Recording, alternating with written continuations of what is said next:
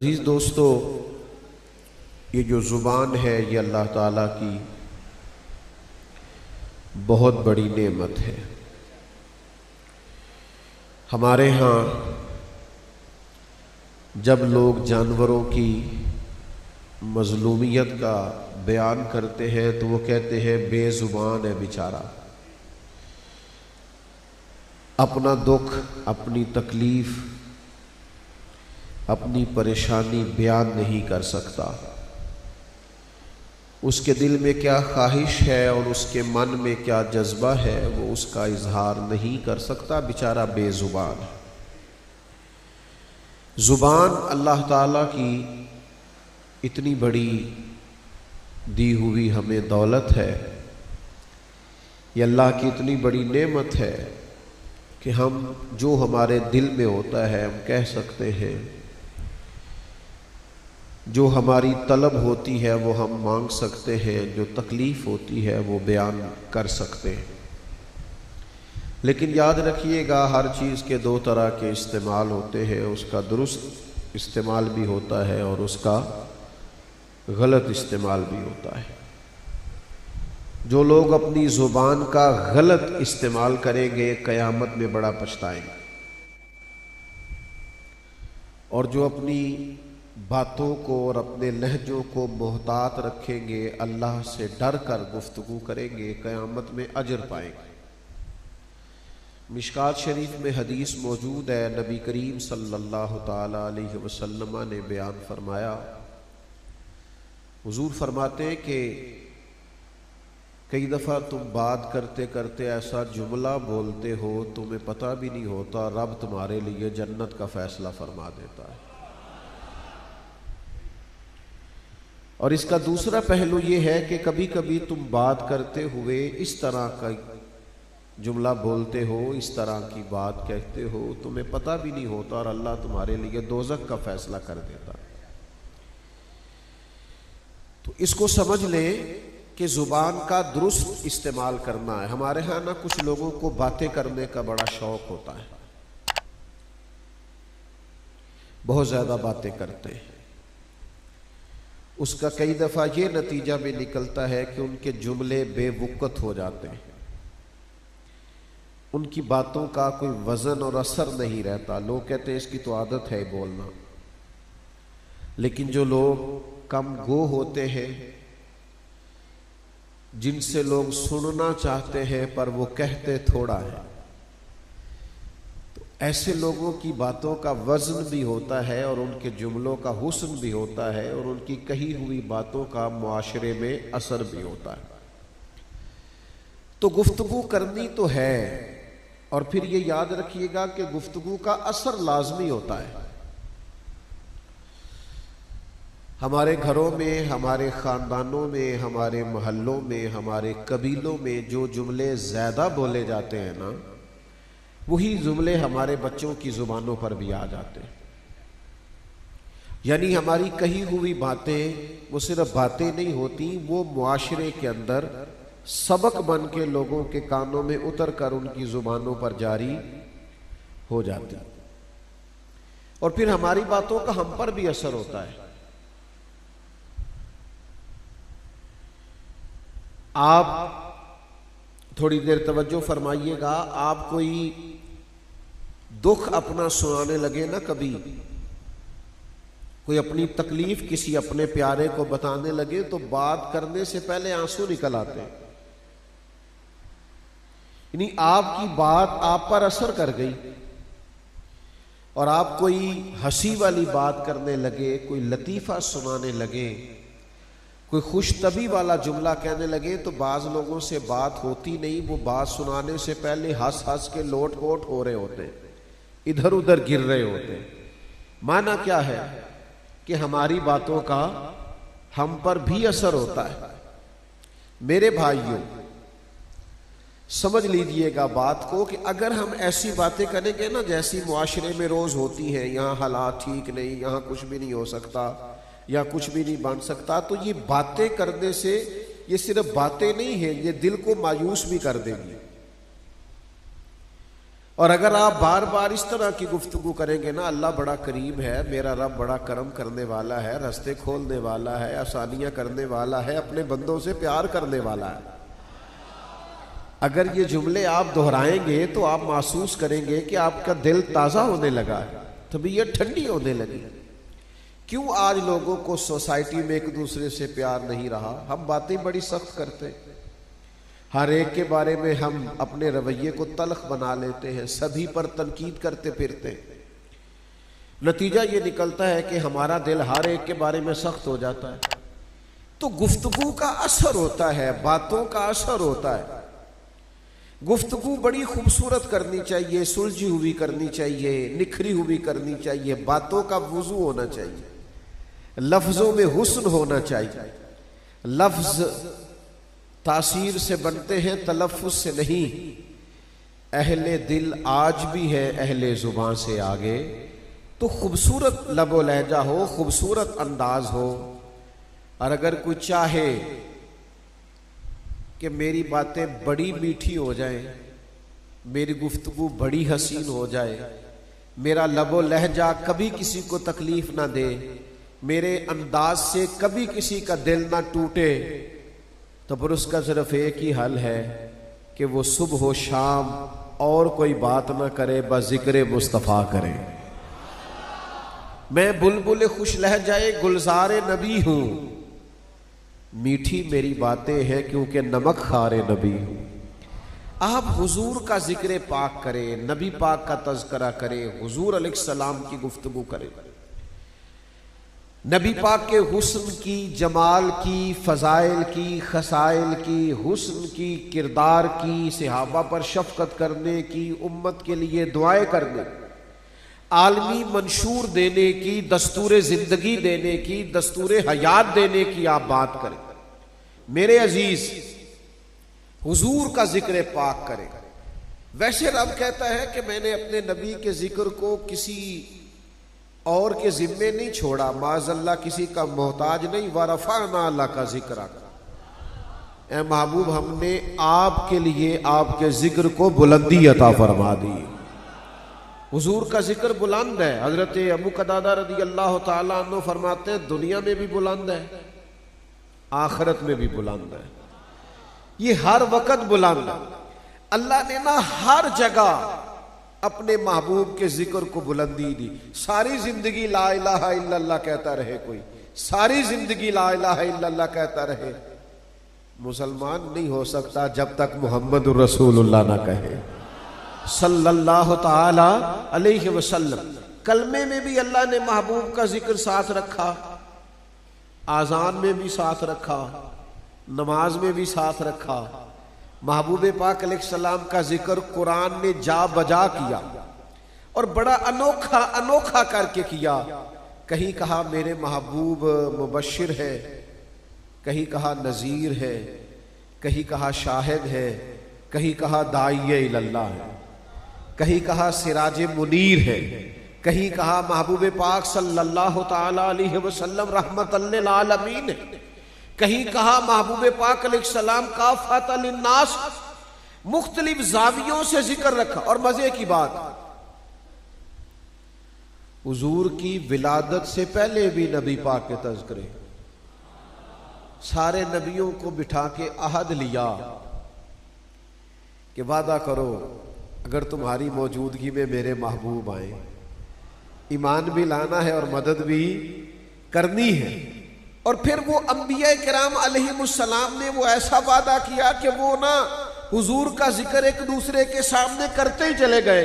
जनाबे आदम ने भी अपनी औलाद से किया, जनाबे इब्राहीम ने अपने साहिबजादे जनाबे इस्माइल के साथ मिलके बैतुल्लाह की तामीर की और कहा रब्बना वबअस फीहिम रसूला, अल्लाह हमने काबा बना दिया है, बसाने वाला रसूल भी अता फरमा।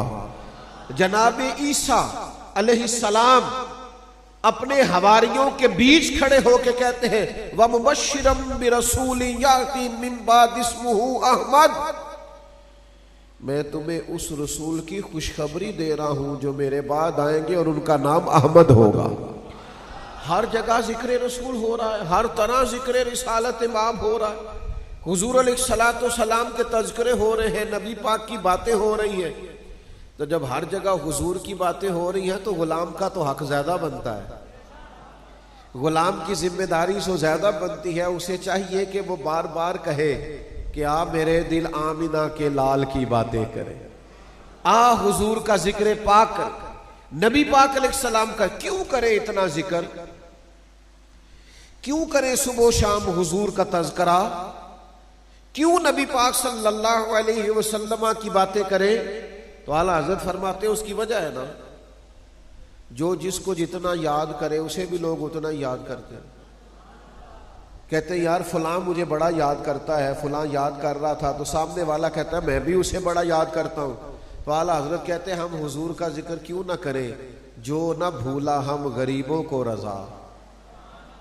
हर जगह तो हुजूर ने हमें याद किया है, दुनिया पर तशरीफ लाते ही उम्मती उम्मती कहा, हर हर मकाम पर उम्मत के लिए दुआएं फरमाई, जगह जगह उम्मत को तालीम और तरबियत दी। हुजूर मेराज पर तशरीफ ले गए तो बात वहां भी उम्मत की फरमाई, गार में तशरीफ ले गए तो बात वहां भी उम्मत की फरमाई, और फिर करीम फरमाने लगे मेरी हयात भी तुम्हारे लिए बेहतर है और जाहिरी पर्दा करना भी तुम्हारे लिए बेहतर है। तो सहाबा ने अर्ज की हुजूर आपका वजूद अतहर, वजूद मसूद, वो बीच मौजूद है तो करम ही करम है, अता ही अता है, पर चले जाना कैसे बेहतर है। तो ये सुनो न जरा, हुजूर फरमाने लगे मैं कब्र में जाऊंगा, तुम्हारे आमाल मुझ पर पेश किए जाएंगे, अगर अच्छे होंगे तो सजदा शुक्र अदा करूंगा, और अगर आमाल बुरे होंगे तो कब्र में भी तुम्हारी बख्शिश की दुआ करूंगा। तो आप इस बात को समझे ना जरा। आला हजरत कहते हैं फिर जो ना भूला हम गरीबों को रजा, जिक्र उसका अपनी आदत कीजिए।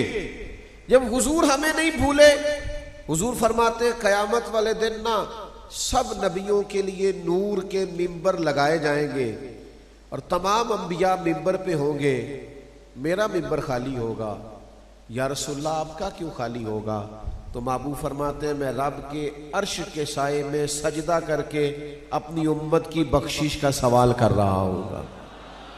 तो जो ना भूला हम गरीबों को रजा, फिर जिक्र उनका अपनी आदत कीजिए, हुजूर का तज़किरा करें, नबी पाक की बात करें। वैसे ये कि मैं कह चुका हूं हुजूर का जिक्र पाक किसी का मोहताज नहीं है। वरफ़अना लका ज़िक्रक, अल्लाह कहता है हमने बुलंदियां अता कर दी। और मेरे आला हज़रत फरमाते हैं अर्श पे ताज़ा छेड़छाड़ और फर्श पे तुरफा धूम धाम, कान जिधर भी लगाइए तेरी ही दास्तान है। जिधर भी कान लगाए बातें नबी पाक की। बस हुजूर का तज़किरा पता हुआ क्या है हमारे साथ। हमने ना, आपने नाराज नहीं होना, हमने रस्म बना लिया है बाज चीजों को। किसी का इंतकाल हो गया तो नाते पढ़ी जाएंगी, खत्म शरीफ आ गया तो नाते पढ़ी जाएंगी, चेहलम आ गया तो नाते पढ़ी जाएंगी, सालाना खत्म हुआ तो नाते पढ़ी जाएंगी। तो भाई खत्मों पे पढ़ते हो, वलीमे वाले दिन क्यों नहीं पढ़ते? वो खत्म शरीफ पे जनाजे पर आपने नबी पाक अलैहिस्सलाम की नाज शरीफ पढ़ी, तो बेटे की बारात वाले दिन क्यों नहीं पढ़ी? नबी पाक अलैहिस्सलाम से रिश्ता सिर्फ दुखों का है, सुखों का वक्त आया तो किसी और तरफ निकल गए। हुजूर के गुलामों की शान ये है, रंग कोई भी था, जमाना कोई भी था, हालात कोई भी थे, वक्त कोई भी था, उनकी जुबानों पर हर वक्त मदीने वाले महबूब का जिक्र पाक रहा करता था। लेकिन ये जिक्र आम जिक्रों की तरह नहीं है, ये मदीने वाले महबूब का जिक्र है।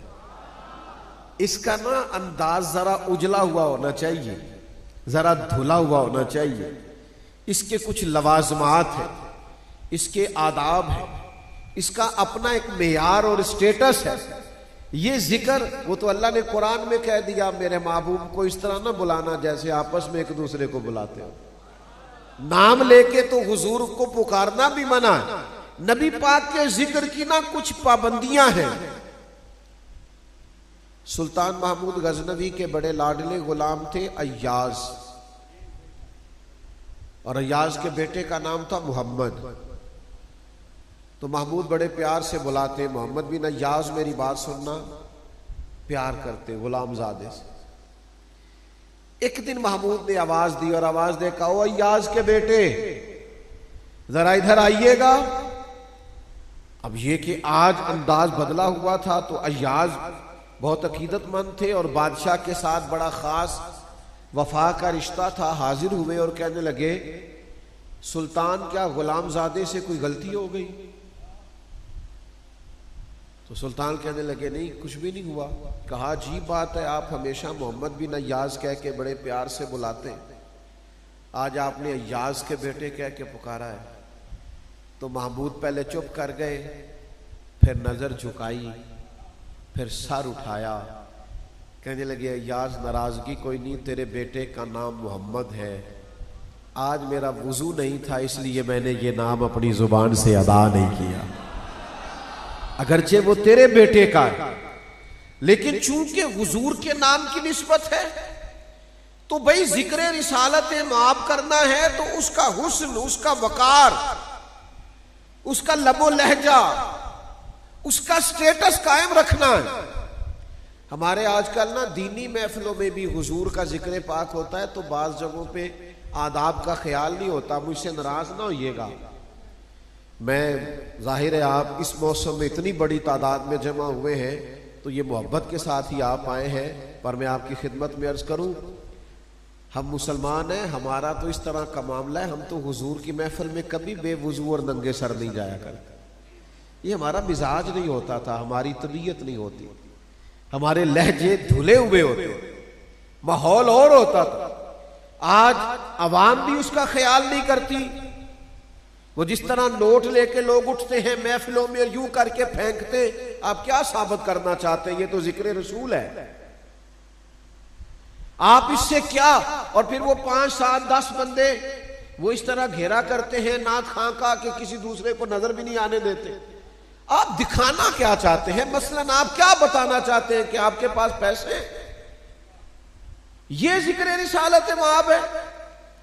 और फिर मुझे बतलाइए, जिस महफिल में आप यूं 5,000, 10,000 और 20,000 लुटा रहे हैं, उस महफिल में अगर एक गरीब वो बैठा हो जिसका सुबह बिजली का बिल भी जमा होने के उसके पास पैसे ना हो, तो उसके दिल पे क्या गुजरती होगी? ये आप महफिल कर रहे हैं, ये जिक्र रसूल का अदब है। और उधर से आप जो स्टेज पे जिक्र करने आते हैं, अल्लाह अकबर, वो नकीबे महफिल साहब के हाथ में माइक होता है, वो दौड़ के इधर चले जाते हैं, भाग के इधर चले जाते हैं, पहले दोनों हाथ खड़े कर लो, फिर सुभान अल्लाह ऊंचा कह लो, फिर जरा मुझे लुत्फ नहीं आया, लुत्फ। भाई तुम ये क्या कर रहे हो? सहाबा तो फरमाते हैं कि हमारे सरों पर परिंदे बैठे होते थे जब हम हुजूर की बारगाह में हाजिर होते, हम तो सर नहीं हिलाते थे जैसे परिंदा ना उड़ जाए। तो किस तरफ कौम को लगा दिया है? क्या मेयार आपने दिया? ये लबो लहजा है। नबी पाक का जिक्र पाक तो बड़ा ठहराव मांगता है, बड़ा हुस्न। कभी आती है ज़ौक़ की बात, लोग जज्बात में आते हैं, पर कभी वो पूरा मजमा बनाने के लिए नहीं, माहौल गरमाने के लिए नहीं, खिताबत और नकाबत का लोहा मनवाने के लिए नहीं, अपनी जाती शोहरत के लिए नहीं। हुजूर का जिक्र पाक अदब, एहतराम, ठहराव, सलासत, रवानी, खूबसूरत जुमला, जो शायाने शान तो खैर कोई भी नहीं हम जुमला अदा कर सकते, लेकिन कम से कम उस बारगाह के आदाब के मुताबिक तो हो। देखिए, ये हुजूर का जिक्र है, इसके आदाब है, इसका एक रंग है, उन आदाब का ख्याल कीजिए। घरों में भी आप नबी पाक का जिक्र करें ना, तो उसका पूरा एक ऐसे नहीं बोल दे। हमारे बहुत सारे सियासतदान हैं, इल्ला माशाअल्लाह, उन्होंने अपने लीडर का नाम लेना हो तो उन्हें बड़ी चीजें आती हैं, कायदे जमहूरियत और कायदे अवाम और फलाना, और नबी करीम अलैहिस्सलाम का जिक्र करें तो उन्हें नाम ही नहीं लेना आता।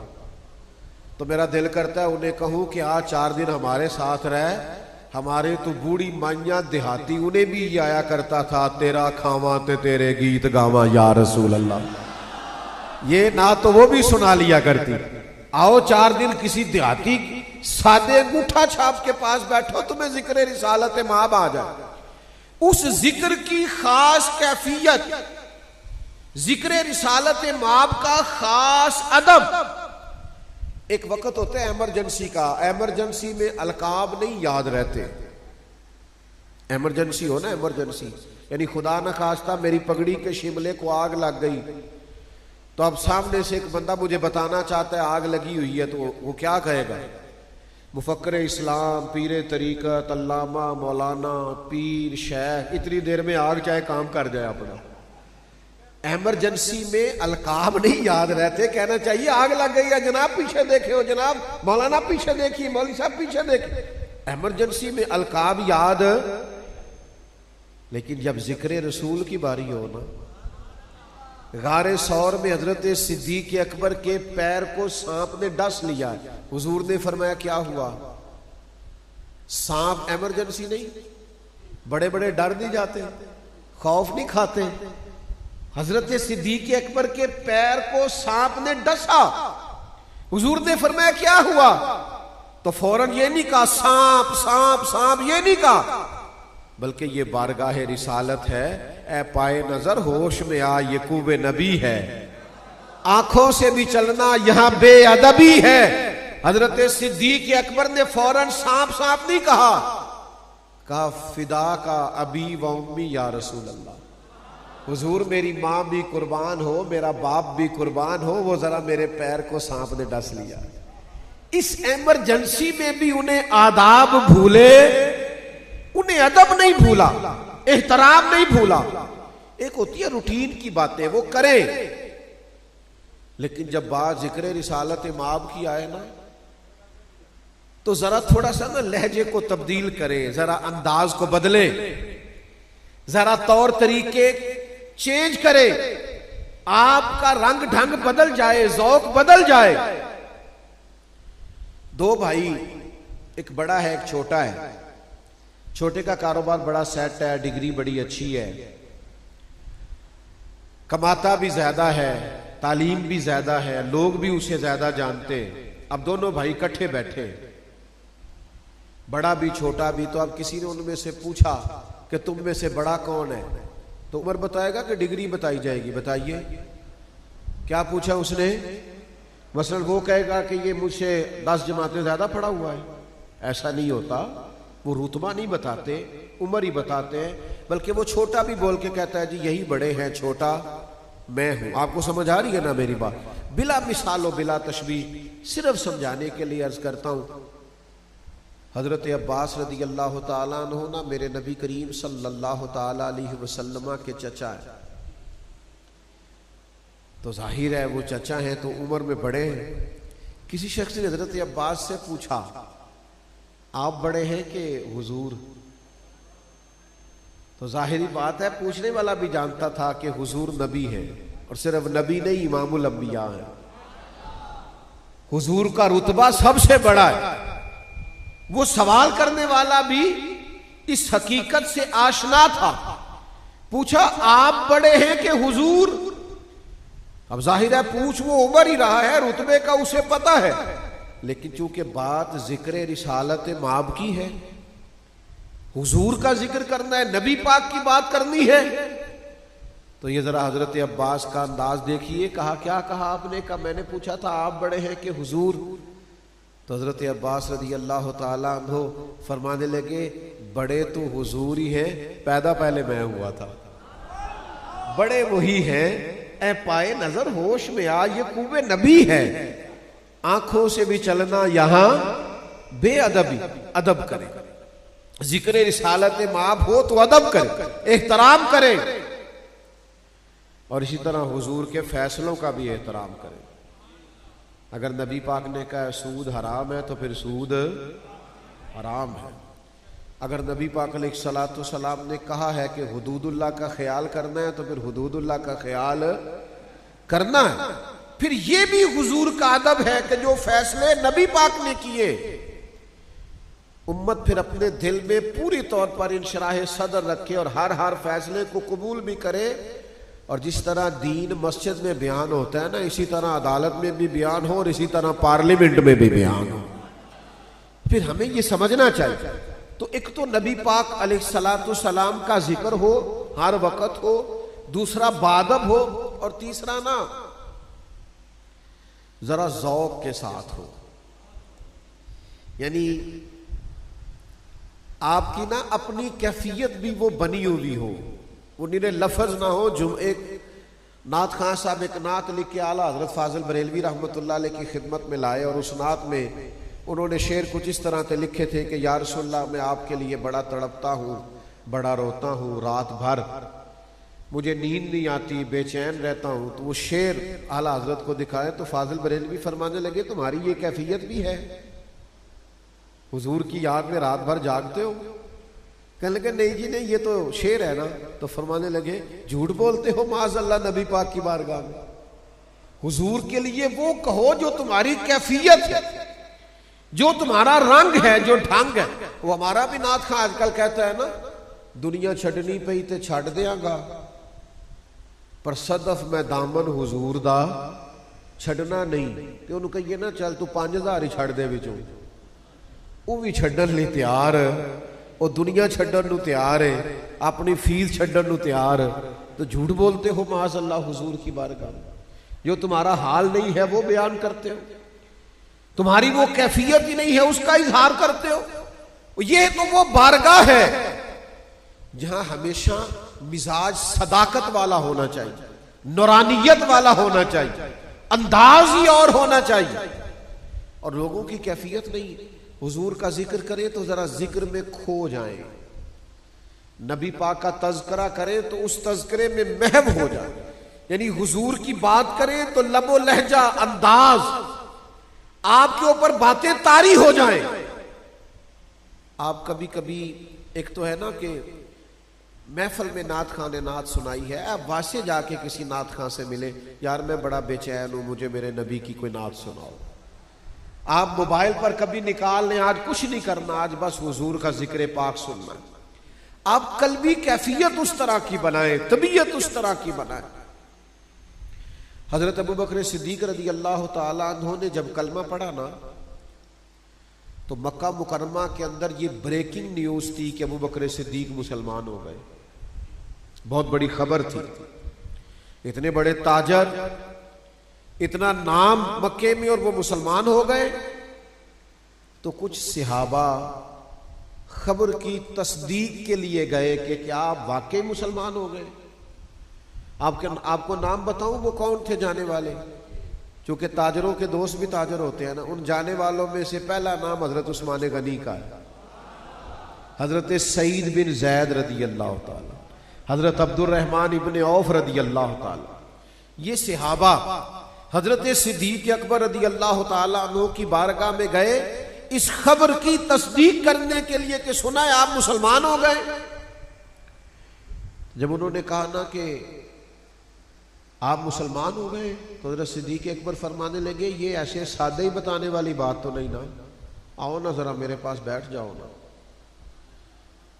फिर उन्होंने बिठा लिया। अल्लामा इस्माइल हकी ने लिखा है, फिर इस ज़ौक़ से हुजूर का जिक्र किया, कभी कमालात का, कभी हुस्न का, कभी जमाल का, कभी नबी पाक के अखलाक आलिया का, कभी किरदार का, कभी उजली सोनी और हसीन तालीमात का।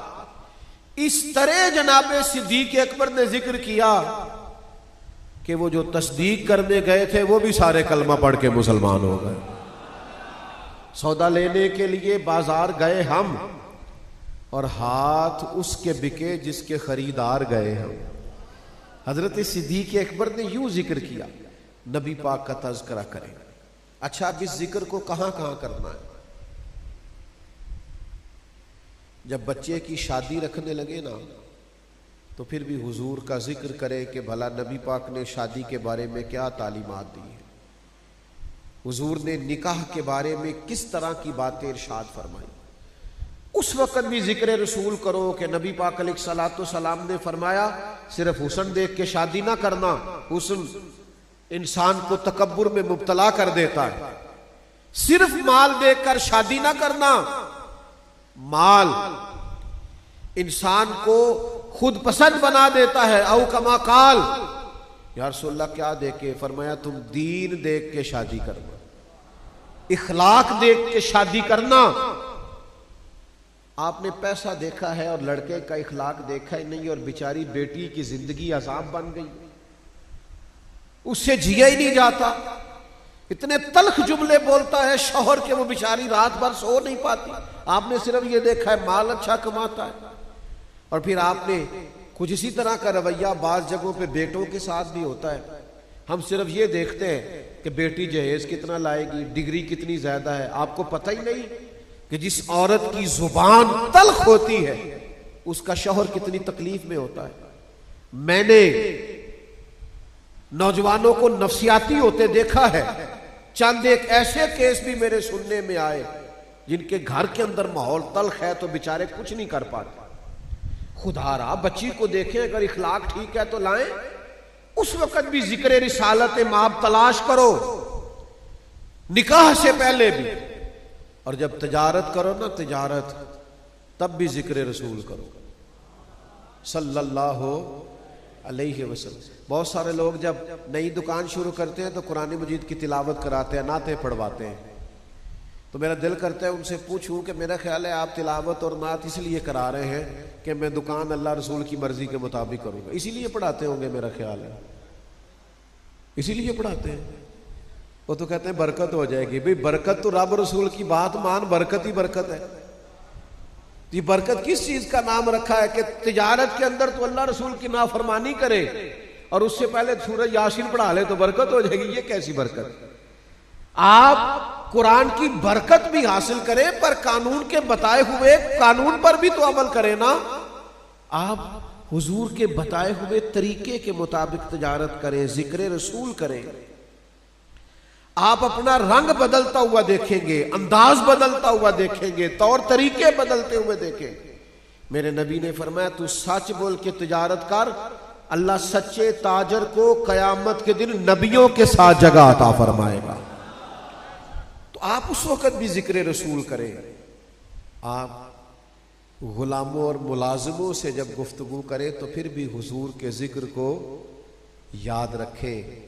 मेरे नबी ने फरमाया तुम्हारे गुलाम तुम्हारे भाई हैं, जो खुद खाना इन्हें भी खिलाना, जो खुद पहनना इन्हें भी पहनाना, और इनकी ताकत से ज्यादा इन पर बोझ न डालना। ओ मेरे भाइयों, इस वक्त भी हुजूर का जिक्र करो। जिंदगी के हर शोबे में, हर मकाम पर नबी पाक अलैहिस्सलाम की तालीमात मौजूद है। आप हर जगह हुजूर का जिक्र करें। जो काम शुरू करने लगे, जिस शोबा में जाने लगे, पहले ये देखें इसके बारे में हमारे नबी की तालीमात क्या है। यही जिक्र रसूल है, यही नबी पाक की हमारे लिए तालीमात है, यही हुजूर का हमें दिया हुआ दीन है। जिक्र रिसालत माब हर वक्त करना है, अदब से करना है, संजीदगी से करना है, शौक से करना है। और सिर्फ मस्जिद में नहीं करना, घर में भी करना है। सिर्फ खत्मों पे नहीं करना, शादी और वलीमे पे भी करना है। हर मौके पर नबी पाक के जिक्र को करना है। अल्लाह ताला हमारी हाजिरी को कबूलियत का दर्जा अता करे।